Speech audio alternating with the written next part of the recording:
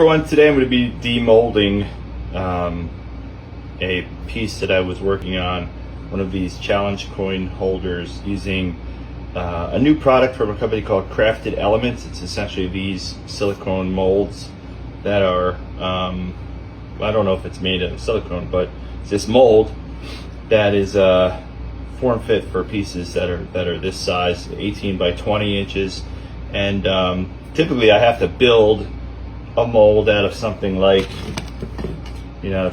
plywood here. I would have to build that and then pour it and then break it apart when it's done. But these molds increase productivity, obviously, because you can reuse them over and over again. So let's see how this works. Comes off super easy. Pops right out. And yeah, so that's the piece after it was poured. You can see this is pretty clean now, ready to be reused again. So pretty cool product. Definitely gonna be buying more. Thanks.